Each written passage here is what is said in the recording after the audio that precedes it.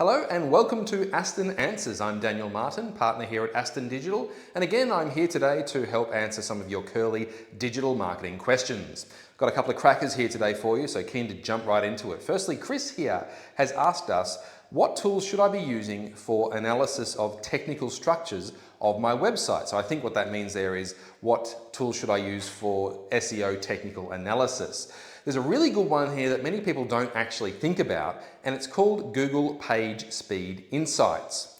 It's a tool that Google uses and that anyone can use to assess the speed of a page, how fast it renders, why it renders fast or slow, anything like that. And it's been used for a long time generally on the internet to assess page load times. However, it also includes three other elements that are pivotal to your SEO that can give you insights and fixes without you even having to pay for it. The three things are, it gives you accessibility rankings, it gives you best practice rankings, and it gives you SEO rankings.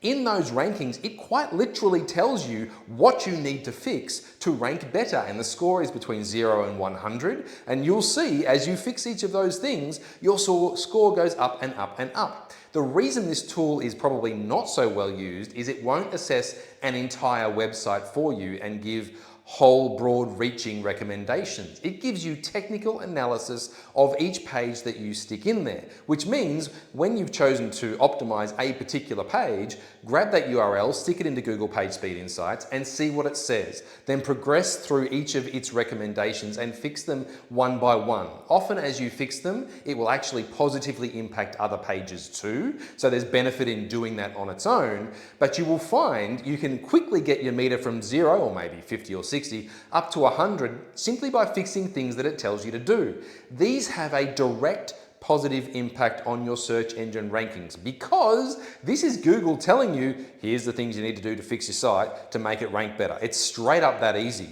So before you go ahead and buy expensive tools like SEMrush or Ahrefs or something like that, go to Page Speed Insights, stick your URL in there, and you'll find it tells you important things that you can fix without having to pay a cent. So Chris, I hope that helps you with your technical analysis for your website.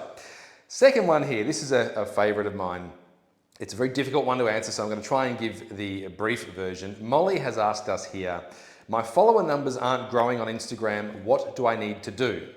Well, first up I would say, why do you care? Now the obvious one is the more followers I have, the more interesting I am, the more audience I have, the more credibility I can have. All those things are valid. However, follower numbers are so large these days with some of the big fan bases. If you think about celebrities, we're talking follower numbers in the millions here, that chasing something like that is nigh on impossible. Further, the way that the algorithm works on the various social platforms, particularly with Instagram these days, is all of your followers don't see all of your content. So even if you had 1 million followers, you might only have 10% of that follower base actually seeing your stuff. So what's the point in having a follower base so large and investing so much time and possibly money in growing that follower base? My recommendation is spin that around a little bit and say to yourself, how much engagement am I getting from people who might be interested in my stuff? That's a little bit different. So you might look at engagement scores, but even engagement scores these days are a bit of a misnomer because a lot of people will actually take in content, so they'll read it, they'll engage with it in their own minds, but they won't like, they won't follow, they won't comment, they won't share, but they've absorbed it. And it's that absorption that's really important. The platforms themselves know that absorption rate because they track it. You don't get to see it, and that's where the goldmine is. If you produce a piece of content that is really, really interesting to people, it will be absorbed by a great many people. So the platform will continue to show it to all manner of different people, often those who aren't your followers. They're going to be absorbing this regardless of whether they like it, share it, or comment on it. That's the golden nugget that you're looking for. So the real answer here is produce organic content that is really, really interesting to your audience or to the people that you think are your audience. Produce that stuff over and over and over again, almost like you're testing different Facebook ads, and see which one goes a bit runaway. The answer will be in the impression number. The more impressions that a particular post gets, the more people that it has been seen by.